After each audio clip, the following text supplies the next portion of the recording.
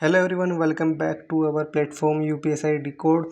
तो आज हम इस वीडियो में जानेंगे जो इंग्लिश मीडियम एस्पिरेंट्स हैं, जो कैंडिडेट हैं, जो कंटेंट को लेके उनको इशू फेस करने पड़ रहे हैं, जो कि मैंने फेस की थी 2021 के अटैम्प्ट में।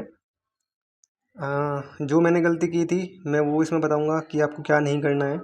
उन गलतियों से सीख सकते हैं आप 2025 में, क्योंकि वो 2021 का जो अटैम्प्ट था, आई थिंक वो गोल्डन चांस था सभी के लिए, जितने भी कैंडिडेट थे, क्योंकि वैकेंसी काफ़ी थी।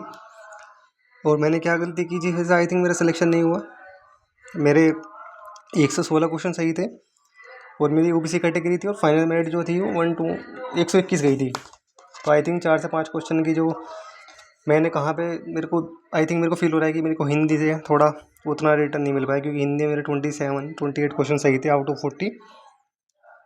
तो शायद उसी वजह से सिलेक्शन नहीं हो पाया। और हिंदी में क्योंकि मैं सीबीएसई से पढ़ा हुआ हूँ, तो हिंदी उतनी कमांड भी नहीं थी। दूसरा, मैंने पीवाईक्यू को थोड़ा ओवर एनालाइज कर लिया था। Hello everyone, welcome back to our platform UPSI decode. तो आज हम इस वीडियो में जानेंगे कि यूपीएसआई 2025 में आपको क्या मिस्टेक नहीं करनी है, और जो इंग्लिश मीडियम में कैंडिडेट है ना, उनको कंटेंट को लेकर कौन से इशू फेस करने पड़ रहे हैं। क्योंकि मैंने भी 2021 के अटैम्प्ट में ये चीज़ फेस की है, तो आई नो कि मतलब किस तरह की जो डिफ़िकल्टीज आती हैं इंग्लिश में कंटेंट को लेके। इवन 2021 के अटैम्प्ट में तो मैंने ये भी इशू फेस कर लिया था कि इवन मेरे को पीवाईक्यू भी नहीं मिल रहे थे इंग्लिश में, वो भी हिंदी में ही थे। ना तो ऑनलाइन मिल रहे थे और ना ही ऑफलाइन किसी मार्केट में मिल रहे थे, सब हिंदी में कंटेंट अवेलेबल था। तो मैंने इस तरह की जो सीरियस इशू हैं कंटेंट को लेके वो फेस किए हैं। तो इस वीडियो में जानेंगे कि कैसे आप रिसोर्सेज कहाँ से पढ़ सकते हैं। दूसरा, क्या आपको मिस्टेक नहीं करनी है जो मैंने 2021 के कंटेंट में की है, क्योंकि वो गोल्डन चांस था। अगर आप देखें ना, वैकेंसी भी 9,500 प्लस थी, तो काफ़ी अच्छा गोल्डन चांस था। इस बार तो वैकेंसी भी आधी है, 45-43 वैकेंसी हैं अगर कंपैरिजन करें उस टाइम के 2021 के वैकेंसी को लेके। और दूसरा तीसरा इशू है कि हम कहाँ से पढ़ सकते हैं, स्पेशली इंग्लिश वाले जो कैंडिडेट हैं, जो जिनका मीडियम इंग्लिश है। तो 2021 में मेरे 116 क्वेश्चन सही थे, ठीक है, ओबीसी कैटेगरी है मेरी। एंड जो फाइनल मेरिट गई थी ओबीसी की, वो 121 क्वेश्चन गई थी। आई थिंक 5 क्वेश्चन मेरे कम रह गए थे। और आई थिंक हिंदी में मेरा सिलेक्शन नहीं हुआ था, क्योंकि हिंदी में मेरे 27 क्वेश्चन ही सही थे। और मेरा एक्चुअली मैं सीबीएसई बोर्ड से पढ़ा हूँ, तो हिंदी में उतनी कमांड भी नहीं थी।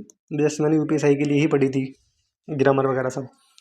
तो ग्रामर वगैरह मेरी अच्छी हो गई थी मतलब पढ़ने के बाद। लेकिन जो एक पोर्शन था लिटरेचर वाला, जो कि काफ़ी आई थिंक लेंदी भी है ना। तो मैंने 2017 के जब पेपर एनालाइज किए, कि किसी भी शिफ्ट में 4 क्वेश्चन से ज़्यादा नहीं थे लिटरेचर के। तो ये था कि 3, 4 या 2 ऐसे क्वेश्चन थे उसमें। तो मेरे को ये था कि यार 2021 के अटैम्प्ट में भी क्या होगा ना, कि वो इतने ही क्वेश्चन देगा, 3-4 क्वेश्चन मैक्सिमम पूछेगा वो लिटरेचर से। तो जो मेन जो राइटर्स हैं ना, जैसे सूरदास हो गए, भारतेंदु हरिश्चंद्र हो गए, है ना, और जो भी हजारी प्रसाद हो गए, मतलब इनकी जो मेन है ना, जो रिपीटेड से हैं, तो मैंने इनकी रचनाएं पढ़ ली। और मैंने कहा बाकी अगर 1-2 क्वेश्चन जो सही होगा उसमें से हो जाएगा, बाकी 1-2 क्वेश्चन मैं स्किप कर दूंगा अगर 4 क्वेश्चन भी पूछता है तो मैक्सिमम लिटरेचर से। तो मेरी स्ट्रेटजी ये थी। और बैड लक कह लीजिए कि मेरा जो एग्ज़ाम था वो 12 नवंबर को ही था। पेपर अटेम्प्ट करने का वो था हिंदी, जीएस, रीजनिंग और देन मैथ। यही paper order I think best होता है, क्योंकि पहले आप थ्योरी वाले सब्जेक्ट कर लीजिए, देन आपके पास इनफ टाइम होता है सफिशिएंट कि आप मैथ और रीजनिंग कर सकते हैं। तो ये ऑर्डर था। तो जब मैंने ये देखा हिंदी में, यार ये तो मेरी स्ट्रैटेजी जब करते करते मैंने कहा ज़्यादा क्वेश्चन आ गए तो पेपर ख़राब हो गया। तो वो कॉन्फिडेंस थोड़ा सा लो तो तभी हो गया कि मैंने कहते हैं क्वेश्चन पूछ लिए। और मैं तो ये सोच के आया था कि 3-4 क्वेश्चन पूछेगा तो 1-2 हो जाएंगे, 1-2 स्किप कर दूंगा। कि अगर 4 क्वेश्चन भी पूछता तो मेरे पास 36 क्वेश्चन थे। उन 36 में से मैं 32-33 करेक्ट कर देता, क्योंकि मैंने इतना अच्छे से पढ़ा हुआ था। लेकिन उसके बाद भी जो ग्रामर के थे ना, मैंने 2 क्वेश्चन जो आए हुए थे वो भी मैंने वहाँ पे गलत कर दिए, क्योंकि लो कॉन्फिडेंस हो गया, लगा कि यार ये तो सारा कुछ उल्टा हो गया, जो सोचा था वो तो हो ही नहीं रहा। तो उस वजह से ये चीज़ मेरे को आई थिंक बैकफायर की है। थोड़ा बहुत तो यार इनके यूपी के एग्जाम में इतना होता है कि थोड़ा पैटर्न ऊपर नीचे कर देते हैं। पैटर्न इन द सेंस कि यार किसी से कम पूछेंगे तो किसी से ज़्यादा पूछ लेंगे, इतना होता है, बाकी वैसे चेंज नहीं करते ज़्यादा।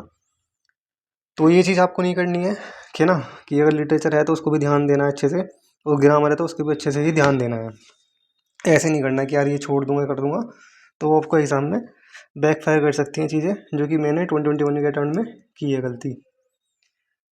यही रीज़न था सेलेक्ट ना होने का। दूसरा जो मैंने कंटेंट को लेके जो फेस किया था वो ये था कि जो मैंने यूपीएसआई की जब 2021 के अराउंड में, तो मैंने यूपीएसआई के 2 बैच लिए थे। नाम तो मेंशन नहीं कर सकते हैं, काफ़ी रेप्यूटेड मतलब काफ़ी बड़ी कोचिंग है, नाम से चलता है उनकी चीज़ें। तो वो ये बोलते थे जब पढ़ाते थे कि भाई पूरे यूट्यूब पे सर्च कर लेना। हालांकि मैं तो ऐप पे था कि कोई मेरे से डीप नहीं पढ़ा रहा। आई थिंक आप कुछ लोग गैस कर सकते हैं कौन हो सकते हैं वो टीचर। और उन दोनों ही बैच में दो बैच लिए थे मैंने यूपीएसआई के। उन दोनों ही बैच में किसी में भी कोर्स कंप्लीट नहीं हुआ था, एग्ज़ाम आ गया था। ठीक है। और मेरा एग्ज़ाम तो मैंने से बोला कि 12 नवंबर को एग्ज़ाम स्टार्ट था और मेरा 12 नवंबर को एग्ज़ाम था लखनऊ। और एक मेरा कज़िन है, उसका एग्ज़ाम मिड दिसंबर में था, 14 या 16 को दिसंबर को एग्ज़ाम था उसका। तो आई थिंक उसके 30 डेज के बाद एग्ज़ाम था मेरे से। उसके ये 135 क्वेश्चन सही थे और मेरे से 16 थे। तो डिफरेंस देख रहे हो, क्योंकि उसने वो चीज़ें देख ली ना, एग्ज़ाम के एनालाइज देख लिया कि भाई इस टॉपिक से यहाँ से इतने क्वेश्चन ज़्यादा आ रहे हैं, तो इसको थोड़ा सा और देख लेते हैं। तो शायद ये भी एक लक कह लीजिए, लक फेवर करता है और लक होता है जब कहते हैं ना when it's come to government exam competitive exam matters, तो सीधी सी बात है लक मैटर करता है भाई इसमें भी। तो शायद ये था, अगर मेरा भी एक हफ्ते बाद होता ना, तो 4 से 5 क्वेश्चन का क्वेश्चन तो मैं ले लेता, आराम से ले लेता। तो मैं भी 125 के आसपास क्वेश्चन कर देता, क्योंकि मैं क्या लिटरेचर से पूछ रहा था, मैं लिटरेचर और ध्यान से कर देता 4-5 दिन में, कुछ तो करता ही ना। 2-3 दिन क्वेश्चन तो मैं कर देता इधर उधर से कि कहाँ से ज़्यादा पूछ रहा है। तो आई थिंक वो चीज़ फेवर नहीं की मेरे को। तो आपको ये मिस्टेक नहीं करनी है। अब बात करते हैं कंटेंट को। एक बात को और ध्यान रखना है आपको, जो शायद मैंने गलती की वो यही, दूसरी गलती ये थी, है ना, जहाँ पे अगर 1 घंटे की चीज़ 1 घंटे में हो रही है ना, तो मैंने 1 घंटे की चीज़ 2 घंटे में की है। उसका रीज़न ये था क्योंकि एक तो मैंने हिंदी बैच लिया हुआ था, इंग्लिश में कोई था नहीं, और मैंने 2 बैच ले ली जैसे मैंने बताया। उन कोचिंग का तो मैं नाम मेंशन नहीं कर सकता। तो वो लोग हिंदी में करा रहे थे, तो अगर 1 घंटे क्लास होती थी तो मुझे क्या होता था कि 1 घंटे क्लास में 2 घंटे लग जाते थे। रीज़न बीइंग कि वो हिंदी में करा रहे हैं, देन उसको मैं ट्रांसलेट करके फिर अपने इंग्लिश में नोट्स बनाता था। तो जो 1 घंटे की थी वो 2 घंटे में चीज़ें हो रही थी। सिंपल सी बात है, अगर एक्स है एक वाई है, एक्स सेम चीज़ को 1 घंटे में कर रहा है, वाई सेम चीज़ को 2 घंटे में कर रहा है, तो ऑब्वियसली बात है यार, वो 1 घंटा एक्स्ट्रा में कुछ और भी करेगा, तो ऑब्वियसली बात है पीछे रह जाएगा ना वाई। तो मेरे साथ यही इशू हुआ कि मैंने 1 घंटे की चीज़ को 2 घंटे में किया, क्योंकि मेरा मीडियम के इशू को लेकर चीज़ें जो मैंने फेस की हैं उसकी वजह से। जैसे आप देख सकते हैं, जैसे आपकी इंपॉर्टेंट बीएनएस है, तो ये आपके जो एक्ट है ना, ये एक्ट भी इंपॉर्टेंट है, यहाँ से भी क्वेश्चन आते हैं। जैसे इनकम टैक्स हो गया, आरटीआई एक्ट हो गया, ह्यूमन राइट्स एक्ट हो गया, है ना, ट्रैफिक रूल्स हो गए आपके, आईटी एक्ट हो गया, wildlife protection act, conservation act, है ना, EPA, HRC, dowry act, domestic violence, ST, है ना, child marriage act, POCSO act, RTI, IT act, land revenue act, है ना, ये एक्ट भी इंपॉर्टेंट है, तो आपको इनको भी पढ़ना है। सिर्फ बीएनएस और बीएनएस पे ध्यान नहीं देना है, यहाँ से भी क्वेश्चन आते हैं। तो ये मैंने नोट्स प्रिपेयर किए थे 2021 में। वो टीचर हिंदी में कराते थे, फिर मेरे को इंग्लिश में ट्रांसलेट करके अपने नोट्स बनाने होते थे। एक गलती मैंने अपनी साइड से ये कर दी कि मैंने नोट्स को नोट्स की तरह नहीं लिया। नोट्स ऐसे बनाते हैं कि मतलब अच्छे तरीके से, लेकिन हमारा मेन काम क्या है, हमारा मेन काम है सिलेक्शन लेना, ये नहीं भूलना है। चाहता तो मैं इसको और कम टाइम में प्रिपेयर करके बना सकता था। यहाँ पे देख रहे हो मैंने 3 से 4 पेन का तो यूज़ किया है, मल्टी पेन तो यूज़ की है मैंने इसमें, है ना। एक तो वो चीज़ कि बिल्कुल अच्छे से बनाते हैं। 2020 एग्ज़ाम के बाद मैंने खोल के भी नहीं देखे हैं, जब आज वीडियो बना रहा हूँ तब मैंने ओपन किए हैं, सिर्फ आपको बताने के लिए। तो ऐसा तो है नहीं कि हम नोट्स बनाएंगे यार अच्छे से बनाते हैं कि साइड लाइफ पढ़ने यार, नहीं ना, सिलेक्शन लेना है ख़त्म, फिर कौन पढ़ रहा है नोट्स, कोई भी नहीं पढ़ता। सिलेक्शन के बाद क्यों ही पढ़ेंगे जब सिलेक्शन हो जाएगा। तो ये चीज़ भी ध्यान रखनी है, ओवर टाइम नहीं देना है किसी चीज़ को। अगर कोई 1 घंटे की चीज़ 1 घंटे में हो रही है तो ठीक है, 1 घंटे में करना है, ना तो कम टाइम देना है ना ज़्यादा टाइम देना है, सफिशिएंट टाइम देना है कि जितने में चीज़ें हो रही हैं उतने में ही चीज़ें करनी है। ठीक है। और मैंने इतना डीप पढ़ा था कि वो कहते थे कि भाई बहुत डीप पेपर आता है यूपीएसआई का, बहुत डीप आता है। जैसे आप देख सकते हैं यहाँ पे हिंदू मैरिज एक्ट है 1995, 1955। आप देखिए यहाँ पे मैंने केसेस के नोट्स भी बनाए हैं, जितने भी केस हुए हैं ना सारे नोट्स मैंने बनाए हुए थे, प्रिपेयर किए हुए थे। जैसे विशाखा एंड स्टेट राजस्थान 1997, है ना, जो भी गाइडलाइंस थी सुप्रीम कोर्ट की, कौन कौन सा आर्टिकल रिलेट करते हैं ना, है ना।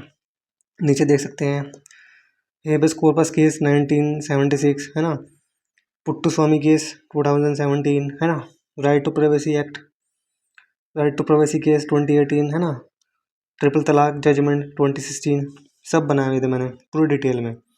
कोई भी एक गोपालन केस हो गया, फिर आपका एस प्रसाद केस हो गया, बेरोबारी यूनियन केस हो गया आपका, नाथ केशवन भारती केस हो गया आपका, इंदिरा स्वानी केस हो गया आपका, मेनका गांधी केस हो गया, जितने भी केस हुए हैं सारे आर्टिकल रिलेटेड, कौन सा आर्टिकल रिलेट करते हैं, क्या क्या सुप्रीम कोर्ट की गाइडलाइंस थी, सारा डिटेल में पीसीएस लेवल तक के नोट्स थे मेरे। इवन यूपीएससी भी देता ना मैं, केस से अगर केस के टर्म्स में देखें तो यूपीएससी से मेरे केस के क्वेश्चन सही हो जा रहे थे।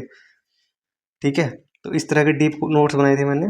तो आपको इतना ओवर ड्यू टाइम नहीं करना है यार, पेपर का लेवल देखना है, उसके अकॉर्डिंग टाइम देना है, सीधी सी बात है।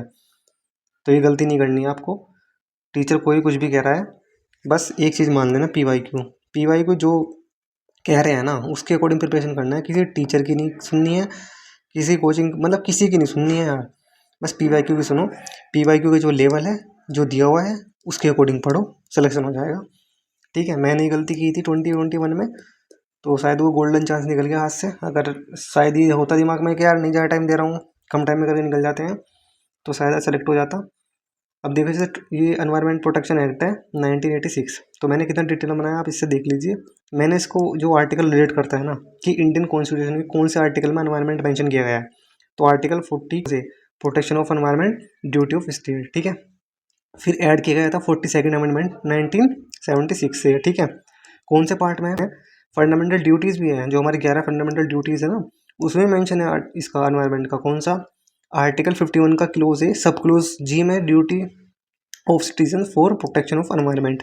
तो मैंने इस तरह से क्लब करके पढ़ा है ना इन एक्ट को कि यार हमारे कॉन्स्टिट्यूशन में कहाँ पे इन चीज़ों का मेंशन है, तो वो भी यहाँ पे रिलेट करके लिख लेते हैं, कर ली चीज़ें। खैर आपको ये गलती नहीं करनी है, क्योंकि यूपीएससी का लेवल आता है, अच्छा आता है, पॉलिटिकल लेवल बहुत अच्छा आता है।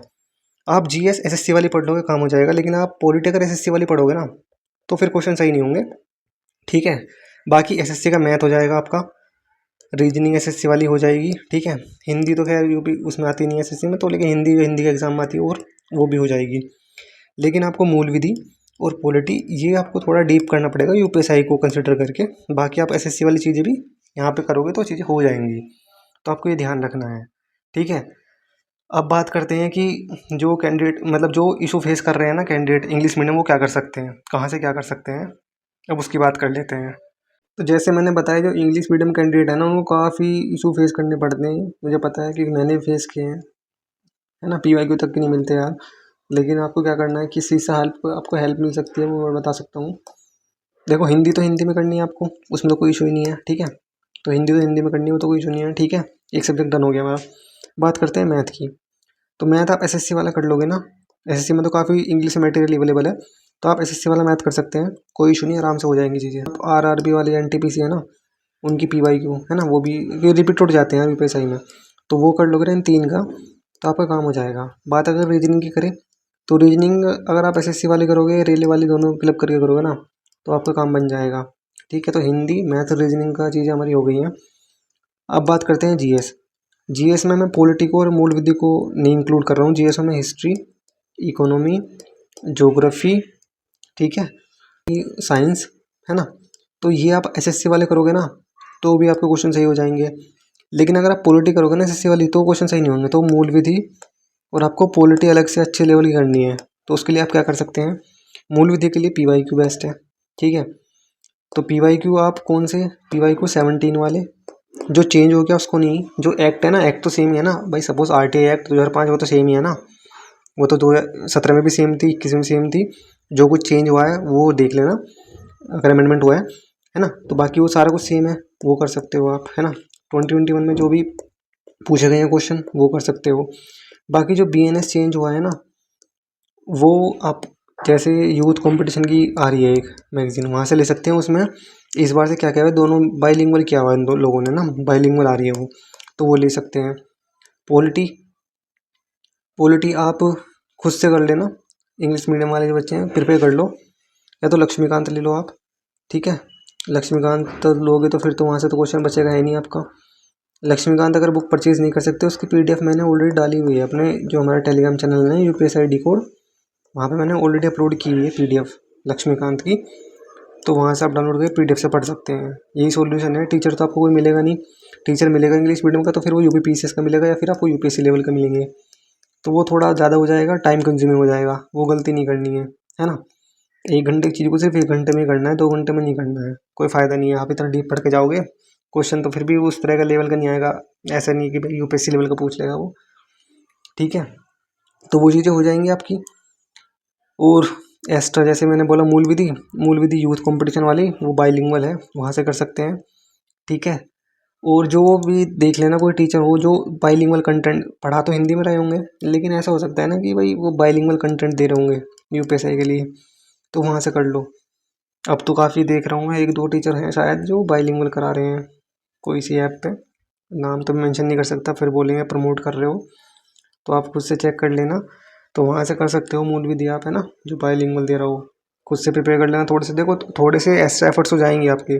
अगर मैं Hindi medium English medium aspirant को कैंडिडेट को कंपेरिजन करूँ, तो हिंदी वाले को सेम चीज़ टीचर वाली चीज़ करने में उसको सेम ही चीज़ करनी है, उसको एक्स्ट्रा एफर्ट क्या देना कि ऐसा डिवीजन करना है, कुछ और करना है। लेकिन इंग्लिश वाले को थोड़ा सा कंटेंट पे एक्स्ट्रा टाइम देना पड़ता है, ये इशू फेस करना पड़ता है यार। तो यार अगर आपको ऐसा ही चाहिए तो इतना तो कर ही सकते हो। ठीक है, तो इतना कर लेना, तो आपके कंटेंट वाली इशू जो है चीज़ें क्लियर हो गई होंगी आई होप। और जो मिस्टेक नहीं करनी जो मैंने 2021 के अटेम्प्ट में की, वो भी मैंने बता दिया, डिस्कस कर लिया आपके साथ। ठीक है, आई थिंक इससे भी आपको हेल्प मिल जाएगी। बाकी अगर कोई कुछ क्वेरी है तो आप कमेंट बॉक्स में लिख सकते हैं, और हमारे टेलीग्राम तक कनेक्ट हो जाइए। @UPSI डायरेक्ट सर्च करेंगे तो आपको मिल जाएगा। ठीक है, @UPSI डिकोड, तो आप कनेक्ट कर लेंगे, वहाँ पे पूछ सकते हैं कुछ भी इशू है। वहाँ पे मैं PDF अपलोड करता रहता हूँ। ठीक है, तो वो भी मिल जाएंगी आपको। प्लस एक्स्ट्रा इन्फॉर्मेशन जो होती है ना एग्जाम रिलेटेड, वो भी आपको टाइमली मिल जाता है टेलीग्राम पे, तो टेलीग्राम ज्वाइन कर लीजिए। और मैंने ना वहाँ पे कल आपको टाइम वाइज डालता है कि कौन से टाइम में कौन सा सब्जेक्ट आप पढ़ सकते हो, पूरा देगा आपका चार्ट, फ्लो चार्ट के फॉर्म में। तो उससे भी हेल्प मिल जाएगी आपको कौन सा सब्जेक्ट किस टाइम पढ़ना चाहिए, है ना। मॉर्निंग में हो सके तो ये कर लिया करो। मॉर्निंग में जितने भी लर्न करने वाले सब्जेक्ट है ना, जैसे हिंदी हो गया, पॉलिटी हो गया, मूल विधि हो गया, GS हो गया, तो ये सब्जेक्ट ना आप पढ़ा करो मॉर्निंग वाले स्लॉट में। जो आपका 8 से 12 तक का स्लॉट होता है ना, इनको वहाँ पढ़ा करो। शाम में फिर ये आपका रीजनिंग हो गया, मैथ हो गया ना, इनको PYQ इनको शाम के स्लॉट में रखा करो। ये साइंटिफिक प्रूवन मेथड है, आप ट्राई कर सकते हो। आप एक वीक ट्राई करके देखो ये चीज़, अगर आपको बेनिफिट मिले तो उसको कैरी कर लेना, अदरवाइज फिर जो अपनी आपकी स्ट्रेटजी है वो उसको फॉलो कर लेना। ट्राई करके देख सकते हो आप, है ना। ट्राई करने में तो कोई नुकसान नहीं है ना। तो बाकी कुछ और क्वेरी है तो आप वो कमेंट बॉक्स में पूछ सकते हैं। बाकी मैंने बता दिया है कि ज़्यादा टाइम नहीं देना है। नोट्स ऐसे बनाओ, टाइम ऐसे दो कि यार मेरे को पढ़ के एग्जाम दे के सिलेक्शन लेके निकलना है। उसके बाद खोल के भी नहीं देखोगे नोट्स। मेरे साथ ये हुआ था, मैंने खोल के भी नहीं देखे, आज ओपन कर रहा हूँ। ये 2021 में बनाए थे मैंने। हालांकि मेरे साथ तो मीडियम वाला इशू भी था, इसलिए ज़्यादा टाइम लगा है मेरा। तो आपको ये मिस्टेक नहीं करनी है। ठीक है, इन नोट्स को कोई भी पढ़ सकता है। इवन अगर आप टॉपर्स देखोगे ना, तो उनके नोट्स ना कोई समझ में नहीं आते, वो इतना शॉर्ट में बनाते हैं ना फटाफट फटाफट। मैंने तो इसमें मल्टी पेन यूज़ किए हैं, उसमें टाइम गया है, प्रॉपर हेडिंग डाल के, मतलब ऐसे बनाए हैं कि मेरे को ये लाइफ टाइम पढ़ने हैं, इस तरह से बना लिए थे मैंने। बट गलती की मैंने, बहुत बड़ी मिस्टेक की है। ठीक है, क्योंकि हमारा मेन काम है सिलेक्शन देना। नोट्स वोट्स कौन देखता है फिर यार। ठीक है, सिलेक्शन को पूछते हैं, नोट्स को कोई नहीं पूछता। ये नहीं पूछेगा नोट्स कैसे बनाए थे दिखाओ, ये पूछते सिलेक्शन हुआ कि नहीं हुआ, बस 2 ही चीज़ पूछते हैं। चलो ठीक है, तो मिलते हैं नेक्स्ट वीडियो में नेक्स्ट अपडेट के साथ। कुछ क्वेरी हो तो बता सकते हैं आप कमेंट बॉक्स में।